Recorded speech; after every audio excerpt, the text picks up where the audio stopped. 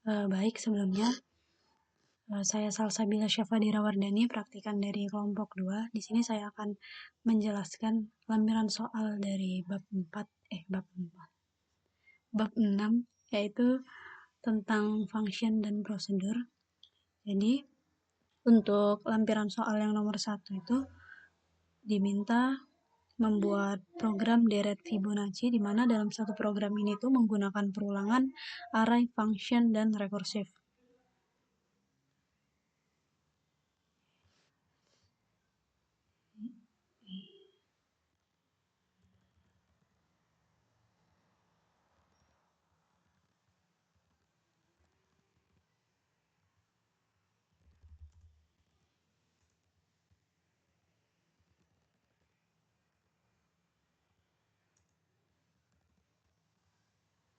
Ya, jadi di sini ada header include airstream. Jadi header ini digunakan untuk menggunakan fungsi input output.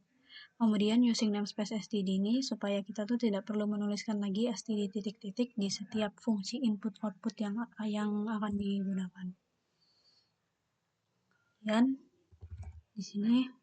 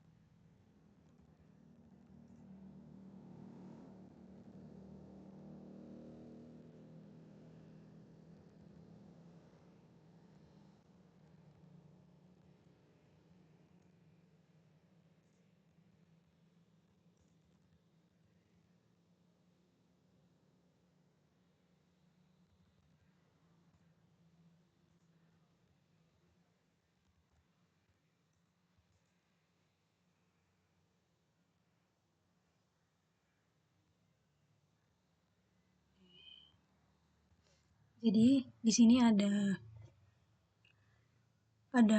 fungsi, itu ada fungsi hitung Fibonacci, di mana ini untuk menghitung nilai Fibonacci. Di sini juga ada rekursif,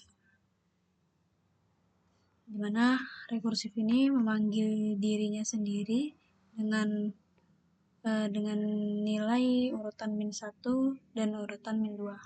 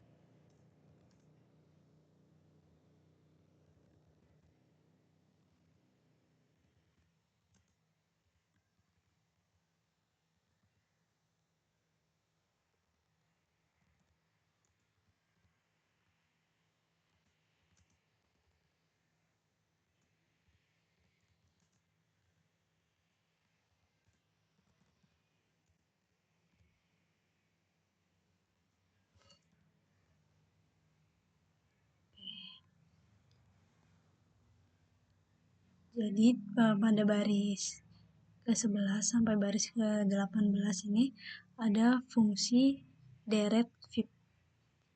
Jadi fungsi ini tuh untuk menampilkan deretan dari Fibonacci sebanyak jumlah ini. sini digunakan array, sini ada deret dengan array, arraynya tuh nilainya jumlah. Jadi array ini digunakan untuk menyimpan hasil perhitungan dari Fibonacci. Kemudian ini ada dua elemen yang diinisialisasi, di mana deret dengan indeks 0 itu diinisialisasikan dengan 0 dan deret dengan indeks 1 itu diinisialisasikan dengan 1. Kemudian terdapat perulangan for, di mana i diinisialisasi sama dengan 2 sehingga i kurang dari jumlah. Jadi perulangan ini digunakan untuk menghitung nilai Fibonacci.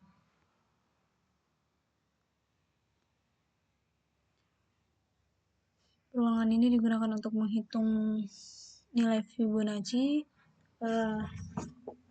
berdasarkan nilai sebelumnya, dua nilai sebelumnya. Sudah.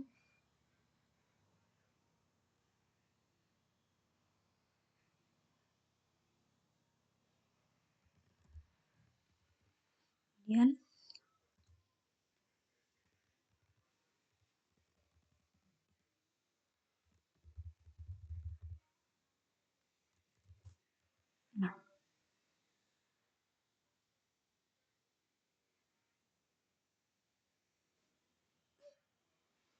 jadi setelah semua nilai dihitung dari baris pada perulangan for yang ini, kemudian semua nilainya tuh akan dicetak menggunakan perulangan juga.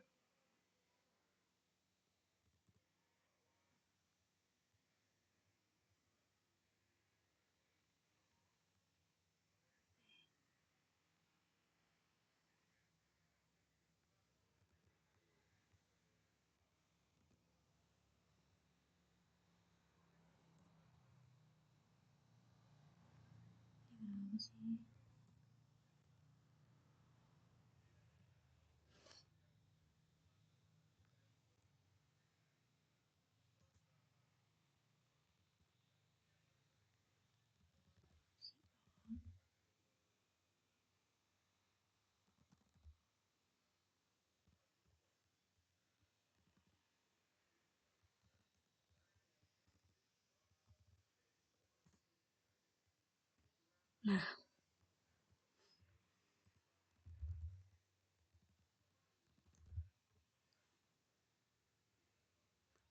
jadi setelah ini untuk bagian dari dua fungsi, itu tadi fungsi hitung Fibonacci dan fungsi deret Fib atau deret Fibonacci.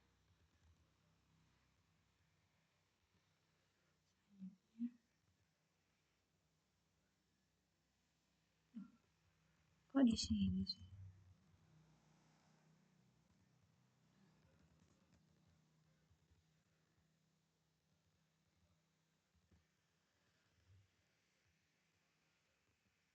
Ya Allah.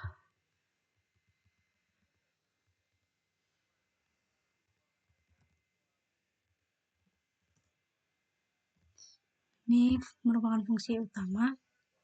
Di sini dideklarasikan variabel BD. BD ini untuk banyak deret dan ada variabel I yang digunakan untuk perulangan.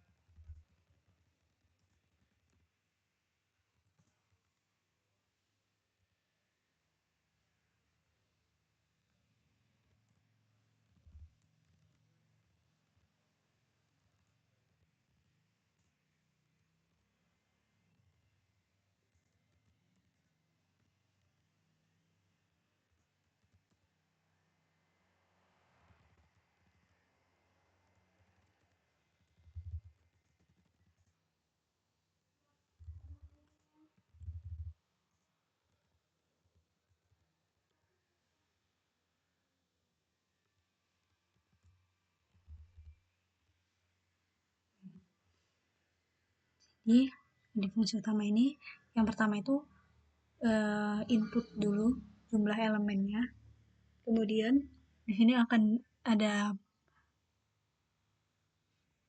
pernyataan kondisi di mana apakah BD itu kurang dari sama dengan 0. Jika iya, maka program akan mencetak jumlah elemen harus lebih dari 0.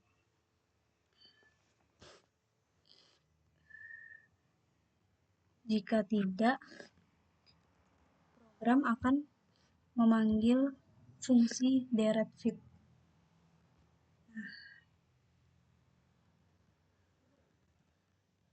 Setelah memanggil fungsi DirectFib dan proses pada DirectFib itu sudah dilakukan, program itu akan mencetak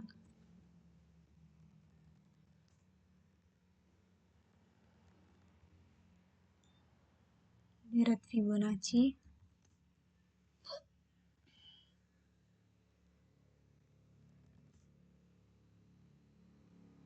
ini menggunakan perulangan.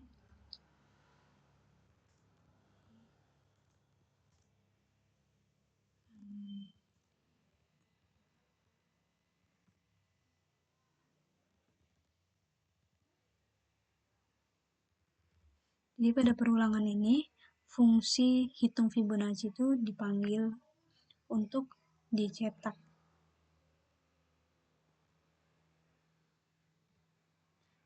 Jadi nilai untuk urutan itu I di sini, nilai urutan itu nilai I dikirim sebagai urutan.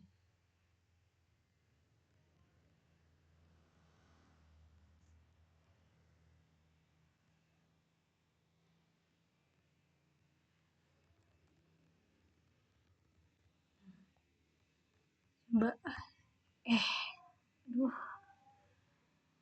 apa sih?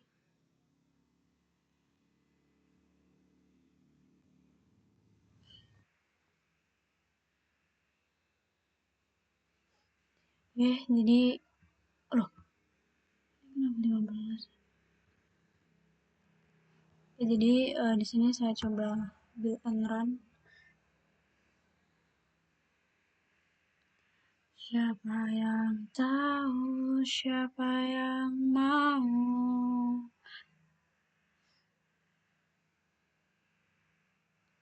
Cerita kita kok lama ya?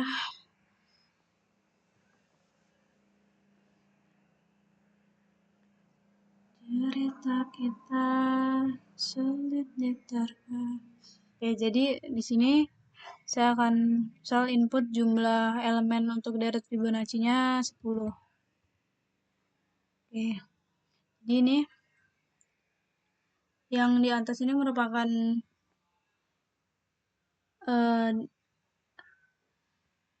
deret Fibonacci menggunakan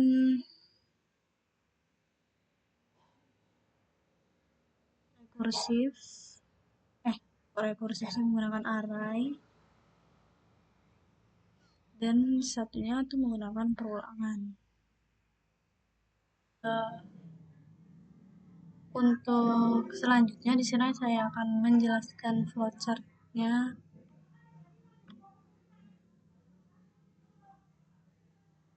Flowchart nomor 1. Ini. Jadi yang pertama ini ada flowchart untuk fungsi hitung Fibonacci. Jadi pada fungsi ini dimulai dari start, kemudian terdapat pernyataan kondisi apakah urutan kurang dari sama dengan 1. Jika bernilai true,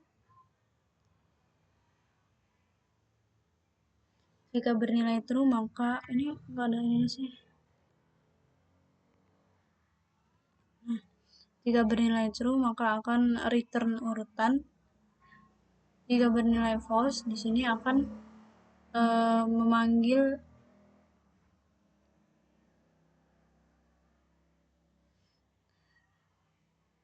fungsi ini merupakan rekursif, jadi dia memanggil dirinya sendiri dengan nilai urutan dikurang 1 dan urutan dikurang 2. Selanjutnya itu ada fungsi DirectFib. dimana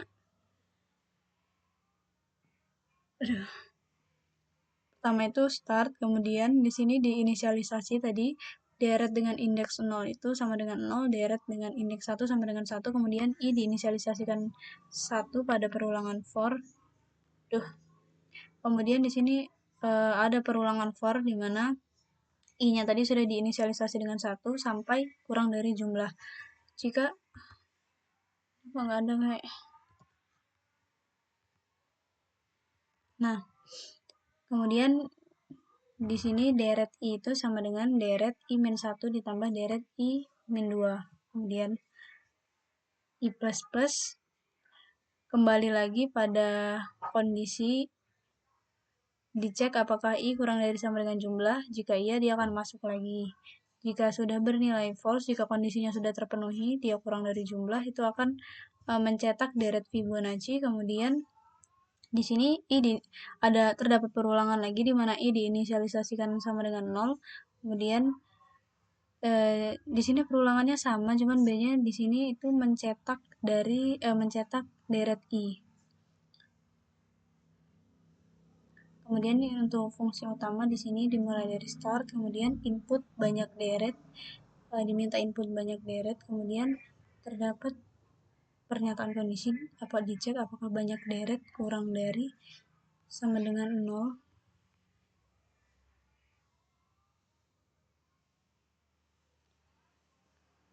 Ini mana yang true, mana yang false ya kalau gini kan. Nah, jadi jika banyak deretnya itu kurang dari 0, maka program itu akan mencetak jumlah elemen harus lebih dari 0. Kemudian jika banyak deretnya tidak kurang dari sama dengan 0, maka di sini apa nih?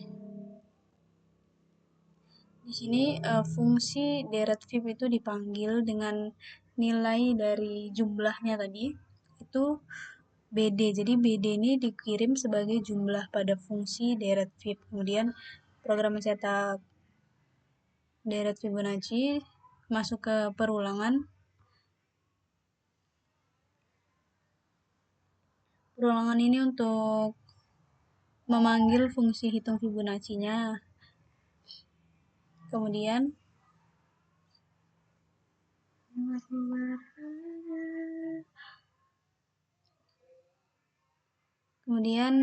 di sini setelah dipanggil fungsi hitung Fibonacci di mana nilai dari urutannya itu sama dengan i. Jadi i dikirimkan ke fungsi hitung Fibonacci sebagai urutan. Kemudian i plus plus dicek lagi apakah i masih kurang dari BD. Jika iya, dia akan masuk lagi ke fungsi. Jika tidak, dia akan mencetak n line, kemudian programnya berakhir.